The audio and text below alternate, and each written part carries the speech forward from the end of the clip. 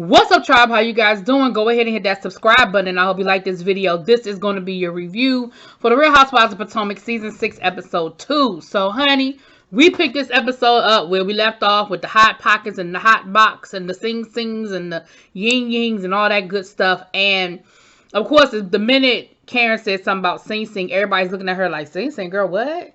And, you know, the room sort of got quiet a little bit, you know, and they got to eating. And then, you know, Giselle was like, what are you talking about, sing-sing? And Karen sort of deflected. And I feel like in that moment, Karen realized maybe she went too far. Maybe she said too much. You know what I'm saying? Now, she claimed she didn't know what sing-sing was. And she was just throwing something out there. No, you didn't. You knew exactly what you were saying. You knew what you meant. I believe that you meant to say enough to get Giselle off your back, but not enough to really, really, really go gutter with her. That is exactly what I feel like you did. Moving on. Then they got to talking about, she said, well, when it really turned for me, Giselle, was when you made the comment. Now, mind you, she went back to season 1 when Ray made a comment about Giselle that looks are going to fade and she need to find somebody with substance or whatever. And Giselle made a comment about he'll be 6 feet under before this fades.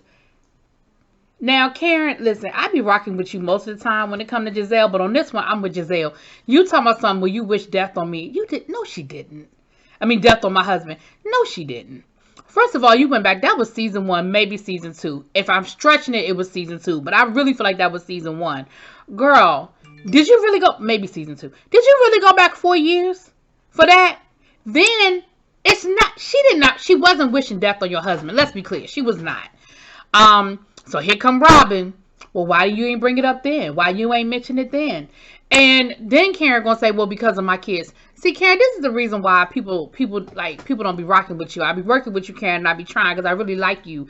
But again, your daughter was 19, your son was 27, because y'all know messy ass Bravo told us, okay? So let's be clear, your kids were good and grown.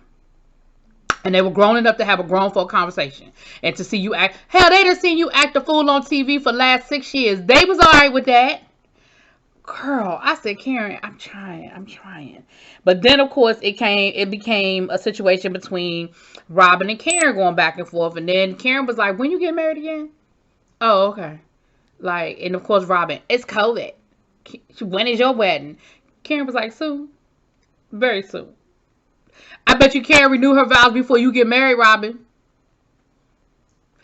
So then Wendy steps in, and Wendy was like, she was like, I don't want it to be no team up.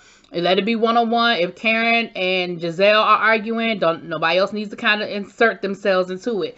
So now Robin talking about some what? This the same woman that dogged her out all last season, and now she defending her? Yeah. And I don't feel like she's defending her. I feel like she's saying, let this not end up being a 3-on-1, 2-on-1 situation. If they arguing one-on-one, let it be a one-on-one conversation. That's how I took it. So then, Mia's going to say, well, I'm a pretty good judge of character. And even though this is my first time meeting you, Giselle, I feel like you have a good heart. Where'd that even come from? Nobody, at least the way we saw it, I mean, it could have been edited, but at least the way we saw it, nobody asked you. Nobody asked you about Giselle's heart. Nobody asked you what you thought about Giselle's heart. At all. We didn't care. We didn't ask. We don't want to know. We don't care. So, then we went to, Wendy then reveals that she had her butt done. So, of course, they were like, well, we asked you about that, and you said no. And I know Messy Bravo showed us. And she said, well, I just wanted to reveal what I wanted to reveal when I wanted to reveal it. I get that, Wendy. But something like plastic surgery where people can see it, especially once you point out one thing, people are going to look for the rest. So, if they brought it up, girl, just say, yeah, I got that done too, child, whatever. But I understand you have something in your mind. You have it planned a certain way. And you feel like I want to say it in the way I want to say it. Now, of course, the ladies took it as, oh, you didn't feel comfortable revealing that you had, that Brazilian butt lift until Mia revealed all 5,672 of her surgeries. I don't know if that was necessarily it. I really truly think that Wendy had in her mind how that was going to go, and she wasn't going to be rushed into doing it the way she wanted to do it. That's just how I feel about it. Because y'all know y'all do that. You plan something, you want it to go a certain way in your mind, and when it doesn't go that way, it throws it off. That's what I think. I'm gonna get the benefit of the doubt, child. So then, I feel like I'm spending a lot of time on this one scene, and we got a whole rest of the episode to go. But I feel like that was that, and then we had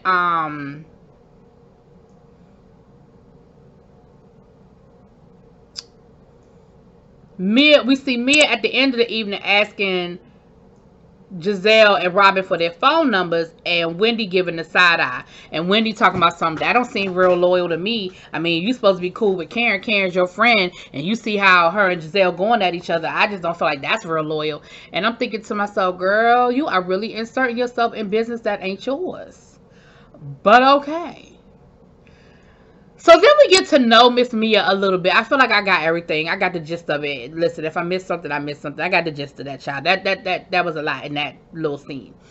So then we get to know Miss Mia a little bit better. We get to meet her husband and her churn. We get to see her in her nice penthouse, honey. And what we find out is that her husband, who is older than her, has sort of taken a step back from the business. They have a string of chiropractic clinics in, I think she said, 4 different states. So he has sort of taken a step back from the business, and she has sort of stepped up into that role. So she's not like a stay-at-home mom anymore. So we see her in the house, we see her taking calls, we see the kids making cupcakes, and we see him cooking breakfast, and and then we kind of see him trying to tell her, listen, do you think you might want to take that call later? Like, do you want to focus on what we're doing here? And she was like, no, I'm good. We're good. We're going to take care of it. And she said, he really does the most, even though he understands when he was full-time. He knows what it is. He knows how hard it is to juggle it. And I don't understand why he gives me such a hard time when he knows he been there and done that. He knows what I'm dealing with here. This is how I feel about this whole scene. Bravo to you, Miss Mia. Bravo to you. Because let me tell you what Miss Mia just did. Miss Mia is setting up her storyline for next season. Because, see, right now, everything is good in the hood. But we saw glimpses of some problems. We saw glimpses of some concerns. Of some, little in the marital, relationship.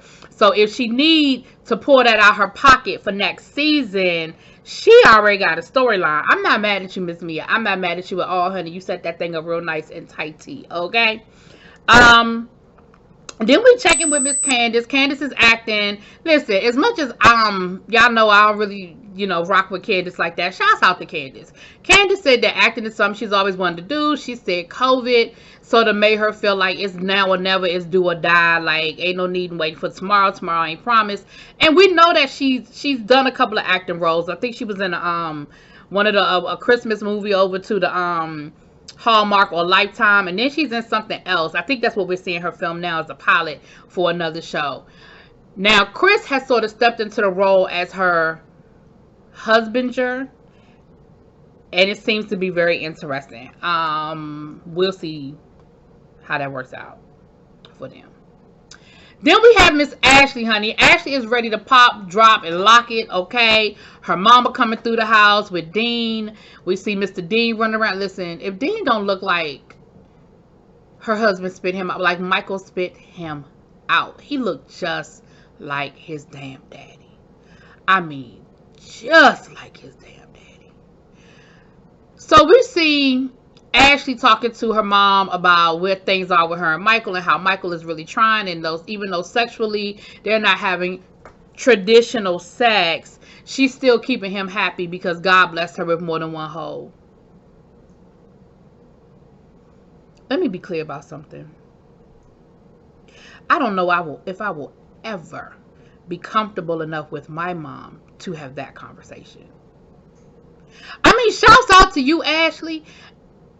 I don't know if I will ever be comfortable talking to my mother about what hoe I am using to pleasure my husband. I mean, I feel like you could have just left it at me and Michael are making it work.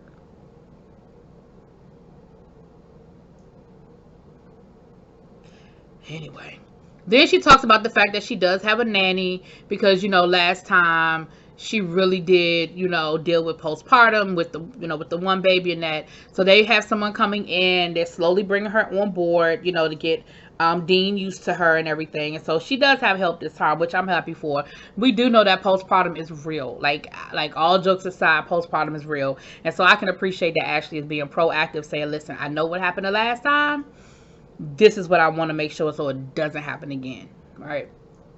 All right. So Karen has decided that she is going to have a lovers and friends type Valentine's Day party. I don't remember what the name of it is called, but it's called something about love. And it's a Valentine's Day situation. She's talking to Ray about it. And Ray is like, she told Ray about the conversation about what happened at the party at Wendy's house. And she said, I might have went a little too far. I might have done a little too much. Because I'm telling y'all, I promise y'all, I feel like in the middle of that argument, Karen realized she was about to cry. See, here's the thing. And shouts out to Spilly Boy TV. He said this in his review last week. At the end of the day, Giselle still loves Karen and Karen still loves Giselle. And I believe that. I do. I believe that they still love each other. They just have not figured out a way to make it back. They, in the words of Jaheim, gotta find my way back, right? I just feel like they ain't found their way back. And I think in the middle of that argument, Karen realized that she was about to say some things that might take them in a point where they can't come back from.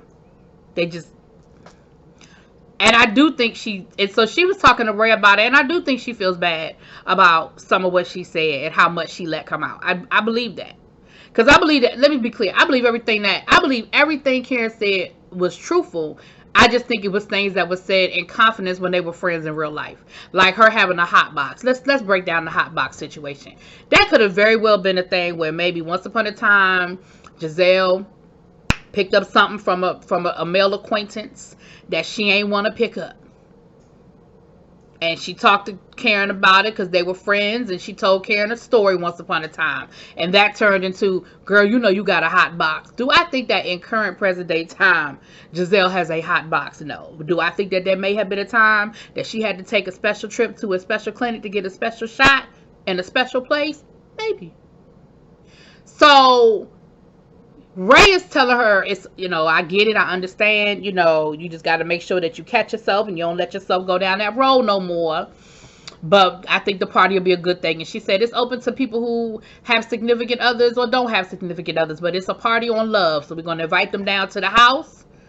Shouts out to Karen for being the only Real Housewife that still lives in Potomac. But she said, I'm going to invite them down to my house in Potomac. She was clear to say in Potomac. Now, we have Robin and Giselle. Robin goes to visit Giselle. She hasn't been at the house because she said, listen, COVID and construction and all that, and I ain't been here. So she gets to get the tour of the West Wing. And she said, internally, it's beautiful. Externally, it's horrible. It just looks like two separate houses that were pushed together. And it does. It does. It does.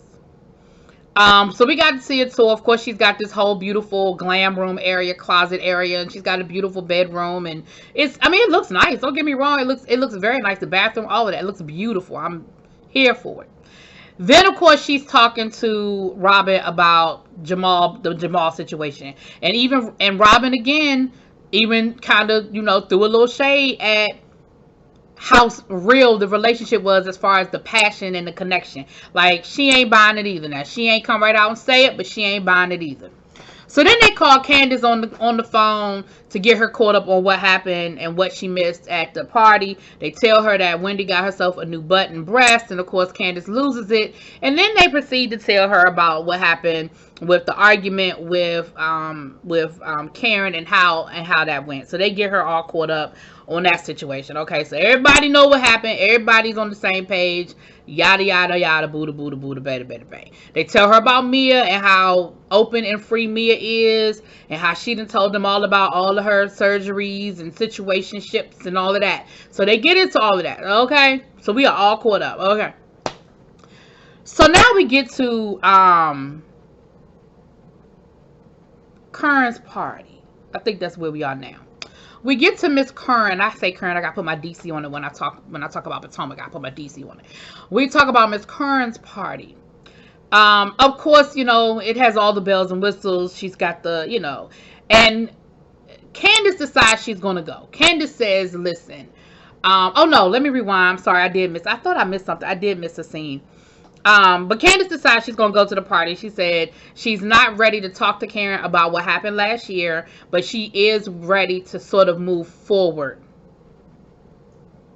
and start at least being around each other. So she's gonna go to the party, but she ain't trying to have no big sit down situation. Okay. But I'm sorry, I did forget about this whole situation with Wendy. Wendy and her family are meeting up, and of course, she once again is revealing her new body to her people. It's her mama, her sister, the significant other, the children. They having some, traditional Nigerian dishes. She said, "I love being able to eat traditional Nigerian food with my family. I can't really feed it to my American friends because it is way too spicy. They can't handle it." I felt like she low-key called us a bunch of punks. But as somebody who is the president of the punk committee when it comes to season spicy food, I'm okay with that. I know I don't do spicy. I am 100% okay with you calling me out. But I'm going to tell you, I know some people who probably could rock with you, who's probably cool with the spice and the hotter the better situation, but I ain't one of them. Wendy not only reveals her new breast, Wendy reveals her new business situationship. Y'all. Listen, I'm all for chasing your dreams. And I understand that just because you have 20 degrees don't mean you need to use your 20 degrees. Maybe you got them 20 degrees and you decided that you wanted to go and do something totally different for the rest of your life. I'm fine with that. I get that. But you're gonna sell candles? And I have a really good friend that she has a candle company. I ain't knocking it. I'm not knocking that. What I am saying is, with the platform that you have created here on this show, that's the best you came up with, is you want to sell candles? Okay. Eddie don't seem to be all that excited either. Now, she says she's done all the fun stuff. She's come up with the labeling. She's played around with scents and all that. Now she needs his help on the business side, setting up the business side. I feel like you probably should have done that first, or at least done it at the same time. But listen, you like it, I love it. That ain't my business. But that was real interesting. Now we get, and her mama says she want new boobs too, and they gonna pay for it. And they looked at her like she was crazy, but they probably gonna pay for it. Where do they find these mamas at? Like, I just feel like if I was on the Real Housewives up to the Atlanta, I wouldn't be in Atlanta. I would be in this DC. My mama just wouldn't act like that. Like, where do they find these mamas at? Anyway, I'm sorry, Lord, I keep forgetting stuff because it was so much and not a lot at the same time. I feel like Karen went to go visit Ashley down to the house to invite her to the Lovers and Friends event. And Ashley said, "Listen, I need some information. I need to know what you was talking about. What is Sing Sing? What is that all about?" And that's how I knew that my suspicion, at least I feel like that was confirmation on my suspicion, because Karen was backpedaling and pussy popping up out that thing so quick. Well, I just thought it sounded good. Didn't it sound good? Now, come on. Y'all know Karen better than that. Y'all know Karen Huger better than that, right? Y'all do know that Karen Huger, it just sounded good, Karen. So needless to say, she would not entertain Ashley and go any further. She left it at that. She just let it go at that. And Dean woke up from his nap and he didn't want no parts of Karen. Now, Ashley said that he's a pretty good judge of character. And then she gonna be shady talking about something. Well, it's a new face. Well, then again, it's always a new face with Karen. I said, you know what? Shady ass. But let's be clear. My nephew, when he wake up from his nap, he don't want no parts of nobody. Nobody. So I don't think it was so much that. I just think it was, he woke up from his nap and he was like, who this lady?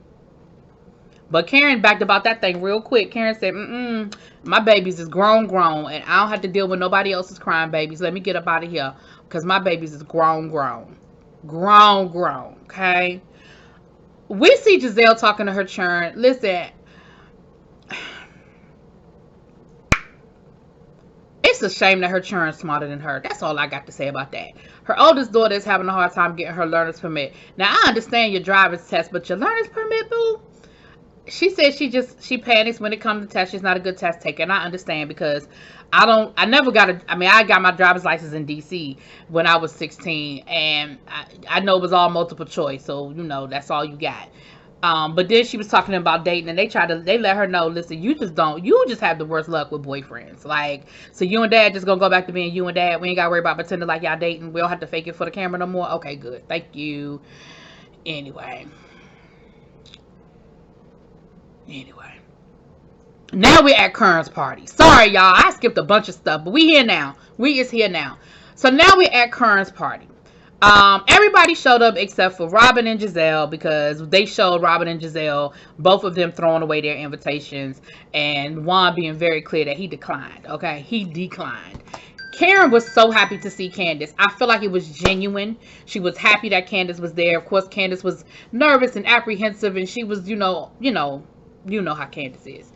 And Karen said, thank you so much for coming. I really appreciate you being here. She said, we need to talk, but I don't want to do it today. And Candace was like, nope, I don't want to do it today. She said, well, maybe, one day next week we can meet up for lunch or something. Candace said, I'll tell you what, I'll invite you down to my home and we can meet up at my house. And she was like, what? I'm get to come to the new house. So I feel like they taking a step in the right direction. Did y'all see when they were showing Candace and it was like, welcome to Upper Marlboro? I told y'all she live in Upper Marlboro. Y'all won't have to believe me if y'all don't want to. Y'all ain't got to listen to me. I told y'all. Anyway. I know exactly where she lived. Anyway. We meet Simon. I mean, not Simon. Is it Simon? Ooh. Child, Mia's husband shit. I don't know. We meet Mia's husband again, and he's bald. And why Karen gonna throw some shade talking about something? I see that, is it Grady? I see that he's decided to, just shave all of his head off. She was like, hopefully, maybe that'll rub off on Ray a little bit. And then they show Ray. Y'all know Bravo shady as hell. Shit, they're gonna show Ray with a bald head, and then they're gonna show Ray again with that George Jefferson situation he got going on, child. But the ladies get, y'all know how these parties go. The guys are in one room, the ladies are in another room, and they get to talking. You got Mia, you got Wendy. I think it's, Ashley came, but she came without Michael. She said Michael was taking care of the baby, honey. Listen, I was talking to somebody offline, and I'm wondering if Bravo is purposely limiting how much we're going to see of Michael. Because let's be clear, with everything being equal, Michael ain't even supposed to be on this show no more after he grabbed men by their butts. Cameraman. If that had been a woman he grabbed, he would have been off the show. Ashley would have been off the show. But whatever. I digress. We didn't have that conversation. So somewhere in the conversation, Wendy decides that she wants to come for Miss Mia. Okay, let's be clear. Wendy started this whole situation. They were talking about, Giselle and that kind of thing. And Karen says, Mia says something along the effect of, yeah, I thought Karen was a good person, but I realize now that she not, that she got some shit with her. And Wendy gonna say, oh, well, was that before or after you asked for her phone number? I feel like you're supposed to be there. You're supposed to have her back. Like, she just kept making little snaps at Mia. She kept snapping. She kept snapping at Mia. And Mia was there for it. Mia was there. Mia said, listen, she said, well, I thought I should get their phone number. Like, let's be clear. Y'all know I'm about to be filming with y'all. I need their number, child. And Wendy said, then they got to talk about the plastic surgery and stuff, child. So Wendy said, what was it that she said to her? And Mia snapped back at her. Wendy was talking about her being loyal and, Karen brought you in this group and you should be loyal to Karen. And Mia snapped back. And Wendy was like, get your hand out my face, get your hand out my face. And Wendy was like, and it is in your face, and what you gonna do about it? Now Wendy want to turn around and play victim. Oh my gosh, she is so rude. Girl, you started it. You absolutely started it with this woman. You decided you was going to come for her. For whatever reason, you decided you ain't like her and you was going to come for her. I don't know if you thought you was going to be Karen's new BFF this year. I don't know what the situation was, but you started that. But Mia was just there to give you, your bang for your buck, and you ain't know how to handle it, okay? But let's be clear. Wendy, you came for Miss Wendy. Wendy just answered the phone. Then they decided to play basically the newlywed game. It was cute. It was fun. But I tell you, one of the questions, because there was questions that it was really way more information than I ever need to know about these people. Let's be clear. I don't need to know that much about where the craziest place they had sex. I don't need to know favorite positions. I don't care. I don't need to know. But what I did find interesting at the end was the question was, which housewife do you think your husband would want to sleep with? Now, let's be clear, that's a messy ass question, and you just got to be a real strong person to be okay with that conversation. But it is what it is, honey. Now, I couldn't tell if Eddie wrote Mia or if it looked like he wrote Mia. But let's be clear, Wendy told him erase that immediately. I don't even want no parts of Mia on your board, because they had like little whiteboards. I don't even want no parts of Mia on your board, okay? But that's what it was, honey. And it was cute. It was fun. It was cute. And that was pretty much the episode. Y'all let me know what y'all think, honey. Drop it in them comments. Peace.